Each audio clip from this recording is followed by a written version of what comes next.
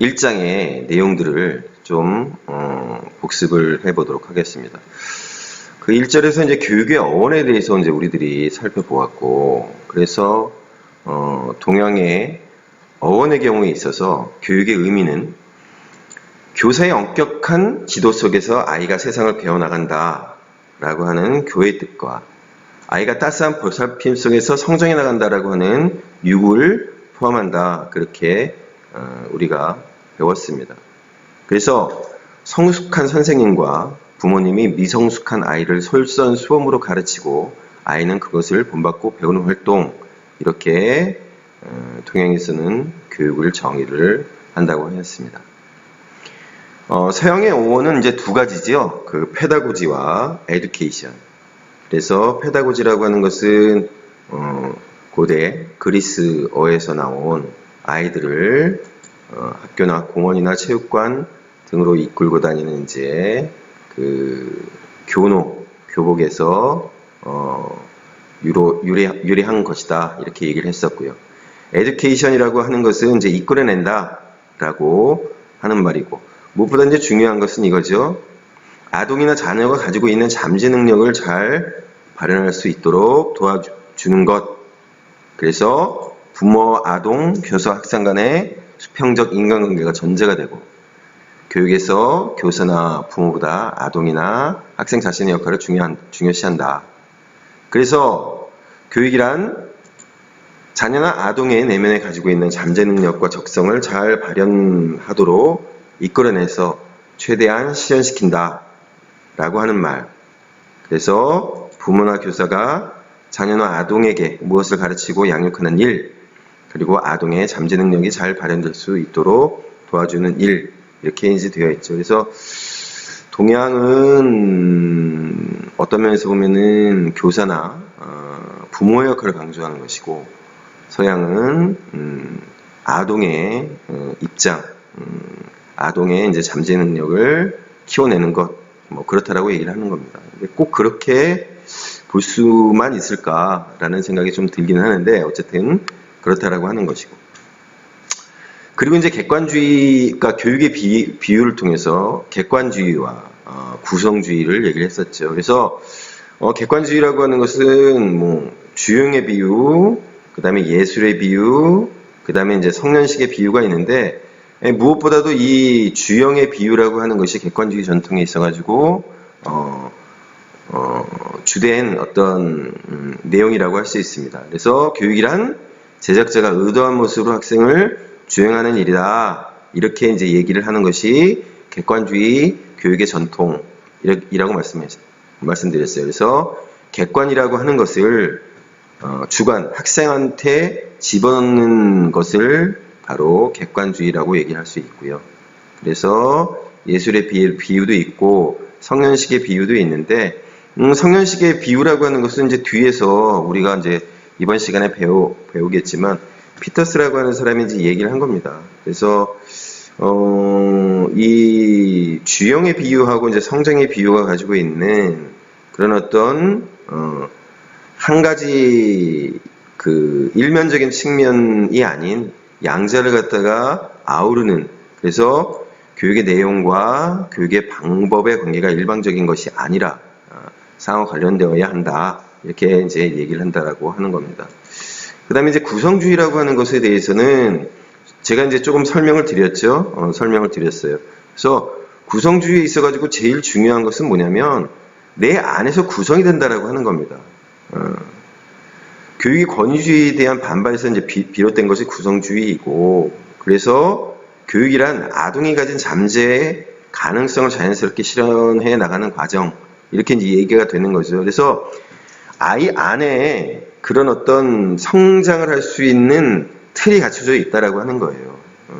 그래서 외부로부터 오는 객관, 지식이라고 하는 것을 아이 스스로 구성을 해내서 그 안에서 그래가지고 스스로 성장을 하고 발전해 나갈 수 있다라고 하는 것이 구성주의에 있어서 제일 중요한 특징이라고 하는 겁니다.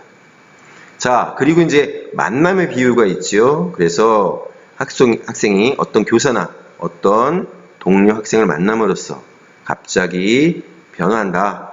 그래서 벌로우가 이 얘기를 했다라고 말씀을 드렸잖아요. 그래서 인격적 만남을 강조한다. 그렇게 말씀을 드렸었습니다. 2장, 지난 시간에 배웠던 교육의 개념과 목적에 대해서 잠시 복습을 해보도록 하겠습니다. 교육의 개념에서 정본모 선생님은 교육을 인간행동의 계획적인 변화라고 얘기를 했었죠. 그러면서 이 세 가지, 정본모 선생님이 말한 이 개념 세 가지, 인간행동, 계획적, 변화라고 하는 것을 갖다 각각 살펴봤는데요. 자, 인간의 행동으로 구체화하고 과학적으로 규정되어야 한다. 뭐가? 교육이라고 하는 것은. 두 번째, 계획적이라고 하는 것은 바로 명확한 목표, 교육 목표, 그 다음에 교육 이론, 그리고 구체적인 교육 프로그램, 교육 과정이 있어야 한다. 그러면서 바로 계획적이라고 하는 것은 우연한 학습이 아니다. 라는 것이었죠. 자, 세 번째로 변화라고 하는 것은 교육이 의미를 가지려면 인간 행동의 변화를 실제로 일으켜야 하고 바로 그런 것이 교육이다. 이렇게 얘기했다라고 하는 겁니다. 자, 두 번째로 피터스의 교육 개념에 대해서 살펴봤는데요. 피터스는 교육에 있어서 세 가지 준거를 얘기합니다. 규범적 준거라고 하는 것은 바로 내재적 가치라고 얘기를 했었습니다. 교육이라고 하는 것은 바로 내재적 가치를 추구하는 일이고, 두 번째로 인지적 준거입니다. 바로 내재적 가치를 내용의 면에서 구체화한 것이고, 그것은 교육은 지식과 이해 그리고 인지적 안목을 가지는 것, 이렇게 얘기를 했었죠. 자, 세 번째로 과정적 준거에 대해서 얘기를 하는데요. 과정적 준거는 바로 방법면에서 상세화된 것입니다. 그래서 내재적 가치를 실현하는 방법성의 원리를 밝힌 것이고요. 학습자의 의식과 자발성을 전제하고 있는데, 이 말은 도덕적으로 온당한 방식으로 가르친다는 것이 학습자에게 최소한의 의식과 자발성이 있게 가르치는 것을 의미한다라고 하는 겁니다. 바로 이것이 과정적 준거 측면에서 교육의 정의가 됩니다. 자, 그러면서 피터스는 교육을 바로 입문, 성년식이라고 얘기했어요. 그래서 공적 전통에 입문하는 것이 바로 교육이다. 그리고 이제 교육받은 사람이라는 개념을 제시했는데요. 교육받은 사람이란 내재적 가치의 목적을 두고 있는 사람이고, 교육을 통해 새로운 눈을 가지고 삶을 다양한 안목을 가지고 바라보는 사람이라고 하는 겁니다. 자, 그리고 이제 지식의 형식론에 대해서 얘기를 했어요. 학교에서 전통적으로 가르쳐온 주지교육과의 가치를 정당하기 위해서 그랬는데요. 그래서 이 내용입니다. 각 지식의 형식이라고 하는 것은 자체의 논리적 구조를 가지고 있어서 다른 지식의 형식과 구분이 되고, 따라서 각각의 지식의 형식을 배워야 한다라고 하는 겁니다. 그러면서 전통적인 교과의 가치를 정당하기 위해서 두 가지를 제시를 했어요. 바로 내재적 가치의 측면과 선함적 정당화의 논의를 전개했습니다. 그래서 내재적 가치라고 하는 것은 어떤 다른 목적을 위한 수단으로서가 아니라 활동 그 자체에 들어있는 가치를 얘기하고, 따라서 학생들은 좋아하든 싫어하든 내재적 가치가 있는 지식의 형식을 배워야 한다 라고 얘기를 했고요. 또 한 가지는 선언적 정당화를 얘기했는데요. 개인이 받아들이든 아니든 상관없이 성립하는 정당화입니다. 그래서 지식의 내재적 가치는 선언적으로 정당화된다라고 하는 것이고요. 그 이유는 바로 인류가 오랫동안 공동으로 성립시킨 공적인 성격을 갖기 때문이라고 하는 거죠. 그러면서 공적 전통의 세계인 지식의 형식을 알아야 하고 이에 입문하지 않을 경우에 삶을 원만하게 누릴 수 없다. 이렇게 얘기를 했습니다. 그리고 이제 오크쇼트의 교육 개념인데요. 항존주의 교육의 개념을 제시를 했고, 그러면서 세 가지를 얘기합니다. 문명의 입문으로서의 교육, 초월 과정으로서의 교육, 대화로서의 교육, 세 가지를 얘기를 하죠. 그래서 문명의 입문으로서 교육, 바로 새로운 시대들을 인류가 성취한 문명에 입문시키는 활동이다. 두 번째로 초월 과정으로서의 교육인데요. 교육이란 인생의 실제로부터 초연한 곳에서 일어나며 필연적으로 교양적이다. 바로 이게 초월적 과정으로서의 교육입니다. 세 번째로는 대화로서의 교육인데요. 교육을 교사와 학생, 앞세대와 뒷세대 간의 교류와 대화로 인식을 하였습니다. 그래서 학문의 영역, 인간의 여러 집단 간의 대화가 있어야 상호 이해와 성장이 있을 수 있다. 이렇게 얘기를 했죠. 2절로 가서 교육의 목적입니다. 두 가지가 있죠. 내재적 목적과 외재적 목적이 있어요. 내재적 목적이라고 하는 것은 교육 그 자체의 목적이 내재해 있다. 그래서 교육의 본질적 가치를 중시하는 것이고요. 외재적 가치라고 하는 것은 교육은 다른 어떤 것을 달성하기 위한 수단이다. 그래서 수단적 가치를 중시한다. 교육은 사회 현실과 요구를 적극적으로 수용해야 한다. 이런 입장이 바로 외재적 목적이다. 이렇게 말씀을 드렸었습니다. 자, 우리가 3장에서 교육의 그 형태 살펴보았습니다. 1절, 가정교육, 학교교육, 사회교육이었는데요. 먼저 가정교육이라고 하는 것은 기본적 인성의 형성, 가치관 및 생활태도의 형성, 규범의 형성 등을 담당하고 무엇보다도 자녀의 심신보호와 배려가 배경이 된다. 그렇게 말씀을 드렸었어요. 두 번째로 이제 학교교육은 학교라는 지정된 장소에서 소중의 기간 동안의 의도와 계획화, 조직화 되어서 이제 이루어지는 교육이 학교 교육이고, 그래서 학교 교육이라고 하는 것은 행동 양식, 가치관, 사회 규범 등을 전수함으로써 사회의 통합과 통제 기능을 수행합니다.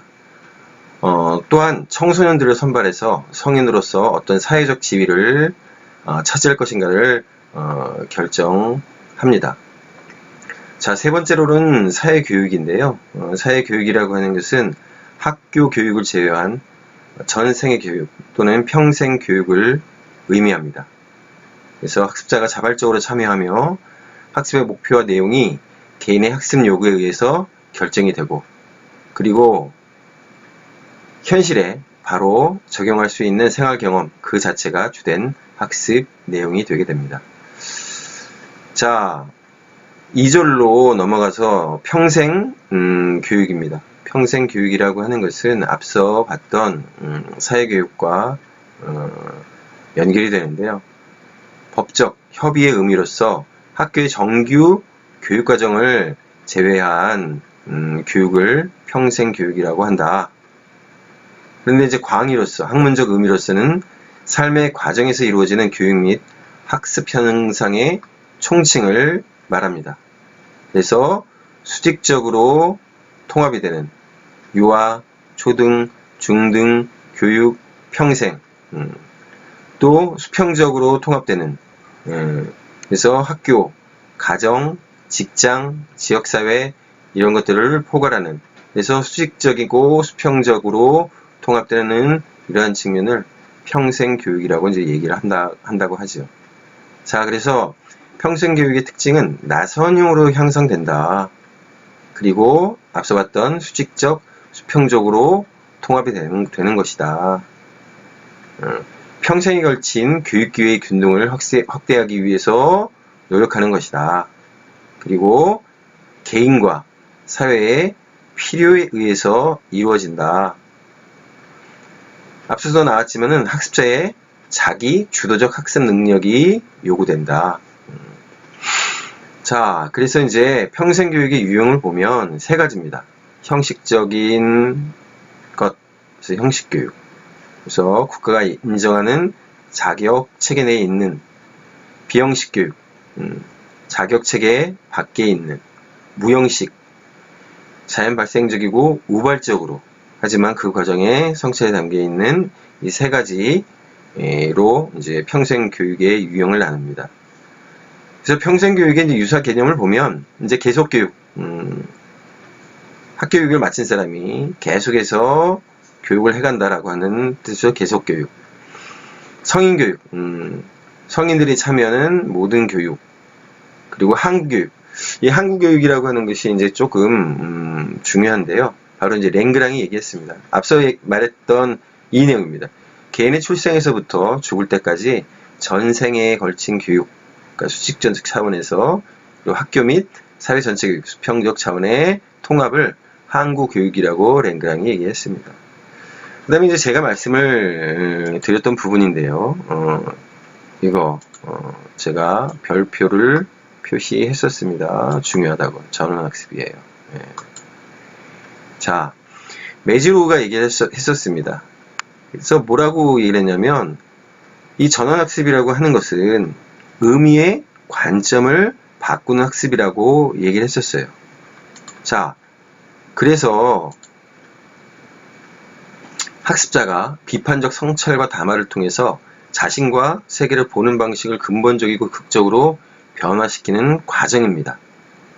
그래서 메즈로우가 얘기하기를 새로운 삶을 위한 경험, 자신의 경험에 대한 비판적 성찰, 경험과 비판적 성찰을 통한 개인의 발달, 이 세 가지로 그 내용을 정리를 했었어요. 예.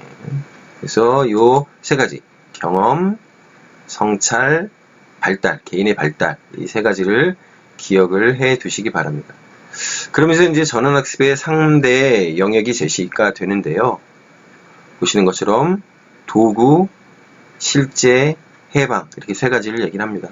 그래서 도구적 학습이라고 하는 말은 학습 내용이나 과정에 대해서 사용된 방법, 전략, 기법 등이 얼마나 효과적이었느냐, 그런 식으로 이루어지는 학습이 바로 이제 도구적 학습이라고 하는 거예요. 어떻게? 그 다음에 실제적 학습이라고 하는 것은 다른 사람들과 관계를 맺고 전통을 계승하고 전통을 재형성하는데 중점을 둡니다. 여기서 이제 반성이 이루어지는데요. 실제적 학습에서의 반성이라고 하는 것은 어떤 특정 해석을 받아들이게 한 규범, 관행 등에 대한 반성을 말합니다. 자, 해방적 학습, 편견으로부터 해방된 관점으로 전환하는 학습을 말하고, 여기서 이루어지는 반성이라고 하는 것은 기존의 인식에 대한 근거 및 당위성에 대한 반성이다 말씀을 이렇게 이제 얘기를 하는데, 제가 이제 이렇게 말씀을 드렸었습니다. 이 해방적 학습에서 이루어지는 이 반성이라고 하는 것은 철학, 세계관, 가치관 등에 있어서의 반성을 의미한다, 이렇게 말씀을 드렸었어요. 자, 그래서 평생 교육은 왜 필요하냐? 외적 필요성과 내적 필요성이 있는데, 외적인 측면에서 지식과 정보가 이제 폭발적으로 증가하면서 계속 교육이 요구된다라고 하는 겁니다. 또한 다양한 직업이 등장하고 평생 직장 개념이 이제 약화되고 있잖아요. 바로 그러한 측면에 있어서 교육이 필요하다. 또 한 가지는 여가 시간이 증대되고 있다. 자, 내적인 측면에서 보면은 교육에 대한 기획 인등이 이제 요구된다라고 하는 측면이고요. 그리고 이제 다양한 형태의 교육을 받기를 원하는 성인들의 숫자가 점차 증가하고 있기 때문이다. 이렇게 이제 말씀을 드렸었어요. 자, 그러면 평생 교육에 대한 이제 이론적 접근, 여러 학자들의 이제 의견들을 살펴보자면, 이제 여러 사람들이 얘기합니다. 랭그랑은 앞서서 이제 한국 교육이라고 하는 측면에서 이제 그 얘기를 했었고요. 자, 갤피도 얘기를 했었고, 데이브도 얘기하고, 요거는 이제 그냥 여러분들이 쭉 봐주십시오. 프레이리. 이제 뒤에서, 우리 교육사회학 할 때, 다룰 겁니다. 프레이리. 자, 요 다섯 번째 이제 노을즈를 보시자고요. 노을즈는 이제, 앞서서의 이제, 학자들에 비해서 조금 이제 독특한, 주장을 하고 있기 때문에 살펴봐야 합니다. 성인의 자율적인 학습행위에 이제 중점을 두는 자기주도 학습을 강조한다. 그러면서 제시하는 개념이 바로 안드라고지예요. 교육에서 학습으로의 변화, 바로 이 안드라고지라고 하는 것은 기존의 페다고지에서 안드라고지로 이제 변화되어야 한다라고 하는 것이고, 학습자가 중심이 되어서 자신의 경험과 목적성에 의해서 학습해 간다. 바로 이제 자기주도 학습이라고 하는 것이죠. 바로 이러한 안드라고지라고 하는 것을 갖다가 제시했다라고 하는 겁니다. 자, 그러면서 이제 자기 주도 학습이라고 하는 것에 대해서 다시 한번 말씀드리자면 학습의 통제권이 학습자 자신에게 있고 주도권을 스스로 행사하는 학습이다. 이렇게 얘기를 합니다. 그 다음에 이제 일리치라고 하는 사람도 뒤에 교육사회에서 학에서 이제 배우게 될 텐데요. 탈학교론을 얘기를 하죠. 그러면서 그 대안으로서 학습을 위한 망을 얘기를 합니다. 그래서 이 학습을 위한 망에 이제 4가지 자원이 있다라고 하는 건데요. 이것만 한번 봐두시죠. 학습 정보 및 자료 제공망, 그 다음에 기술 교환망, 동료 짝짓기망, 교육자에 대한 정보 체계망, 이렇게 4가지가 있다라고 하는 거고, 그 다음에 허친스도 바로 이제 평생 교육을 얘기를 했었고, 그러면서 학습사의 건설을 갖다가 주장을 했었습니다.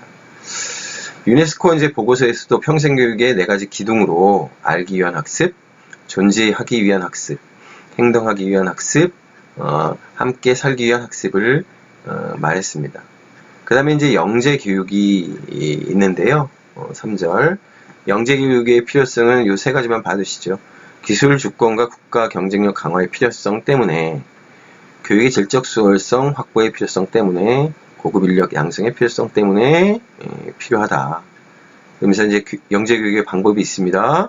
바로 이제 풍부화, 다양한 프로그램을 제공을 해주든 가속화, 그러니까 일반 학생보다 조금 빠르게 학습하는 방법을 제공하는 이 2가지 방법이 있다라고 하는 겁니다. 자, 4절로 가서 이제 다문화 교육입니다. 자기 문화에 대한 정체성을 바탕으로 다른 문화에 대해 이해하려는 태도를 길러서 미래의 문화사에 적응하게 만드는 교육이고, 그래서 다른 집단의 문화에 대한 이해를 통해서 서로 공존하는 태도를 습득하고 하위 집단들 간의 형평성 문제에 관심을 기울이게 하는 것이 다문화 교육입니다. 그래서 이제 다문화 정책에는 동화주의, 용광로 이론, 모자이크 이론 또는 샐러드 그릇 이론, 그 다음에 국수 대접 이론, 이렇게 이제 4가지가 있다라고 말씀을 드렸고, 지금까지는 이제 동화주의가 펼쳐졌었는데, 이제는 모자이크 이론, 샐러드 그릇 이론이라고 하는 것이 각광을 받고 있고, 여기에 기반해서 다문화 정책이 이제 펼쳐지고 있습니다. 그래서 다문화 교육의 목표를 보면 자기 이해 심화를 증진하고, 그 다음에 주류와 소수 교육 과정과 학교 문화 간의 차이를 줄이려고 노력하고, 그리고 이제 다문화 사회에서 요구되는 지식, 기능, 태도를 갖다가 이제 습득할 수 있도록 한다. 그리고 이제 고통과 차별을 감소시키는 것이 목표가 됩니다. 그래서 이제 다문화 교육의 내용으로는 소수자들이 적응하는 교육, 소수자의 정체성에 관한 교육, 소수자 공동체 교육, 그 다음에 다수자 대상으로 소수자를 이해하는 교육을 펼쳐 나가고 있다라고 하는 겁니다. 자, 4장으로 가서 이제 학교와 교사예요. 그래서 1절 학교 제도를 보면 이제 2가지로 나뉜다고 말씀드렸죠. 복선형이 있고 단선형이 있습니다. 그래서 복선형은 계통, 그래서 나누어져 있는 거죠. 그래서 신분에 따라 분리된 학제이고, 단선형은 신분이나 이제 계층에 이제 구애됨이 없이 개인의 능력을 중시하는 학제이고, 그래서 모든 국민이 학교 교육을 제공받는 겁니다. 민주주의 기획균등 이념에 충실한 학교 제도이지요. 자, 교사론으로 넘어가서 보면 교직관에는 3가지가 있습니다. 성직관, 노동자관, 전문직관. 그래서 지금 이제 가장 널리 수용되는 견해가 이제 전문직관인데, 교직의 전문성이 어떤 것인가 한번 보면 전공 교과에 대한 이제 전문성, 그다음에 장기적인 직전 교육과 계속적인 현직 교육이 이루어지고 있다는 점, 그다음에 고도의 봉사성, 자율성, 윤리성을 필요로 한다라고 하는 점 등에서 교직의 전문성을 인정받고 있다는 겁니다.